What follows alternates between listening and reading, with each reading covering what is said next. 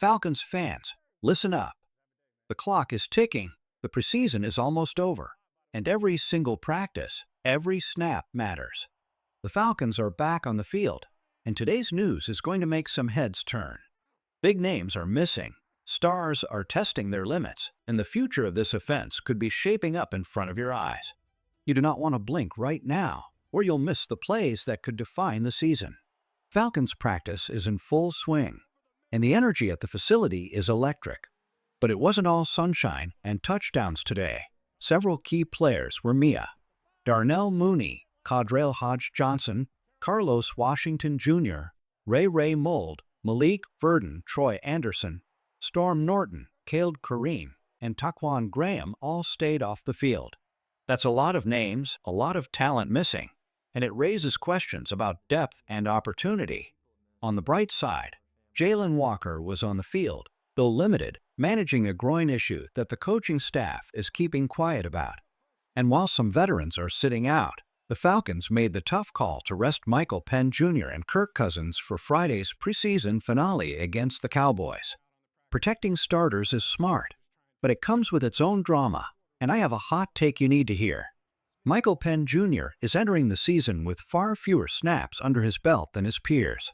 His draft class is lighting up preseason fields.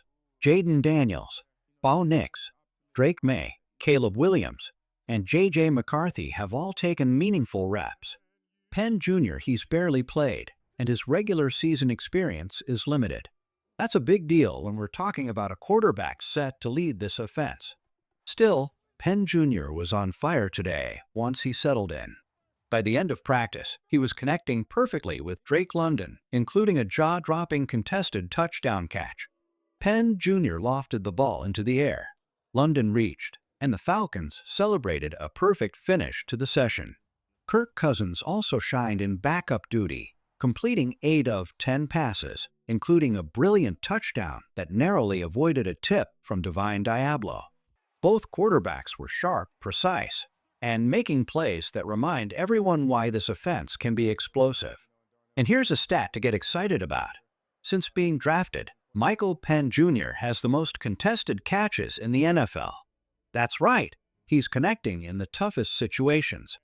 Falcons quarterbacks last year threw a 125.2 QB rating on deep routes with London, over 20 yards, and it shows that the connection is real.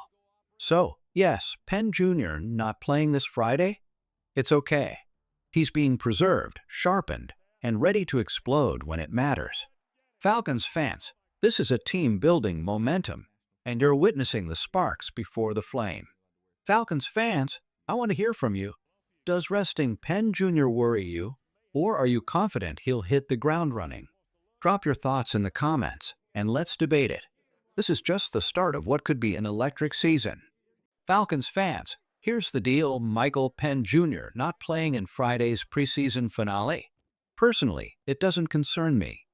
But let me be real with you. If the Falcons start off slow on offense this season, especially at the quarterback position, there's only one person who's going to take the heat. And yes, we all know who I'm talking about. The pressure is on, and it's about to get very interesting when Week 1 kicks off. Now, let's turn the spotlight to the defense, because this is where things start to get intriguing and maybe a little unpredictable. Position battles are heating up, and the first name that jumps off the page is Xavier Watts. Today, he took first-team reps, and Falcons fans, this is a guy with traits that could make him an absolute game-changer at safety. Let's break it down. Watts has elite anticipation, incredible ball skills, and a fearless willingness to climb into the box and make plays on the run. I've watched every snap he played at Notre Dame last year, and let me tell you, his instincts are beyond impressive. He sees plays before they happen. He reacts fast. And when he hits with authority. But it's not all perfect. He's still learning. Watts can be overly aggressive on routes, sometimes jumping to conclusions before the play fully develops. His discipline against the run needs work, because there are moments where he gives up leverage or loses focus when the outside edge is breached. And man-to-man coverage? That's still a work in progress. But here's the exciting part. He is an unfinished product with a sky-high ceiling. Falcons fans, A player like what doesn't come around often. If he continues to develop, he could dominate in the secondary for years to come. Right now, it looks like Watts is positioned to be the other safety alongside Jesse Bates, taking first-team reps over veterans like Jordan Fuller. That's a huge vote of confidence in his talent and his potential to impact games immediately. Next up, keep your eyes on Billy Bowman. He also took first-team reps today, but this situation is a little murkier. While Bowman is showing flashes of greatness, I still believe D. Alfred currently has the inside track for that spot. It's going to be a battle to watch, and one that could decide how the Falcons' secondary shapes up heading into Week 1. Falcons fans, today's practice wasn't just about plays, it was about future stars staking their claim. Watts and Bowman are sending a message. This defense isn't just about experience. It's about talent, instincts, and a willingness to fight for every rep. Falcons fans, I want to hear from you. Who do you think will win this safety battle? Will Watts rise to dominance? Or will Bowman secure his spot? Drop your takes in the comments, and let's break it down together. Falcons fans, here's what today's practice really tells me. The message is loud and clear. No spot is guaranteed. Positions are up for grabs, and that's exactly the kind of competition you want to see heading into the season. Take, for example, a player who last year was a safety at the University of Oklahoma. Now, he's pushing to play nickel corner, all because of his speed, athleticism, and football IQ. That's versatility on another level, a player who can impact the game in multiple ways and keep opposing offenses guessing. Let's break it down a bit. This player's versatility is his secret weapon. He has NFL-ready speed, sharp instincts, and can read the field like a seasoned pro. He's the kind of defensive back who can do it all: cover, support the run, anticipate routes, but he still has areas to polish. Size is a factor. He needs to add some weight to handle bigger, stronger NFL players. Tackling in one-on-one situations is something he's refining. When he's in open field, he sometimes struggles to finish clean stops. These are minor kinks, but they explain why he dropped a bit in the draft. Here's the exciting part. He's directly competing with D. Alfred for a key spot in the Falcons' secondary.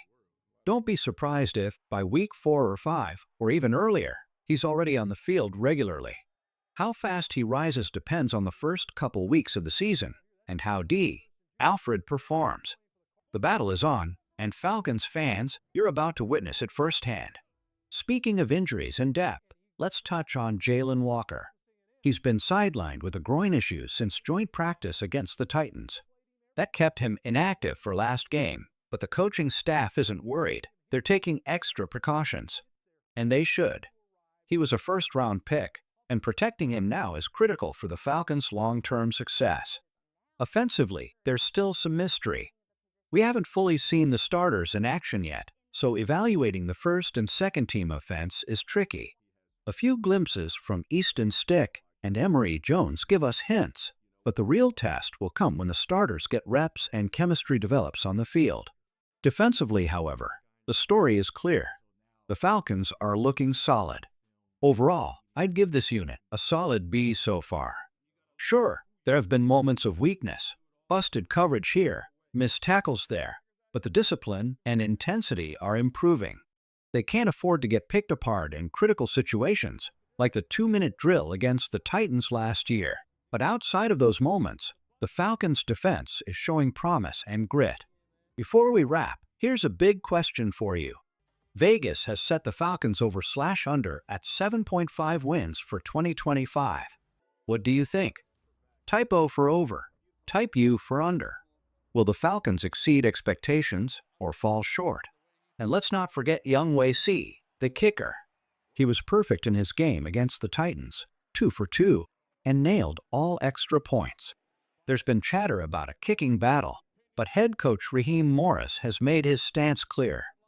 Younghoe has an emotional bank account with him, meaning the coach trusts him and believes in his potential. Falcons fans, that trust is huge. Consistent kicking can be the difference in close games. One extra field goal could be the difference between making the playoffs or missing out. So, in short, Versatility, competition, and rising stars are defining this Falcons team right now. The offense is still finding its rhythm, the defense is tightening up, and every position battle is sending a message. This team is hungry, and no one's spot is safe. Falcons fans, I need to hear your takes. Who will emerge from these position battles? Will our young playmakers step up and dominate? Drop your thoughts in the comments, and let's break it down together. Rise up.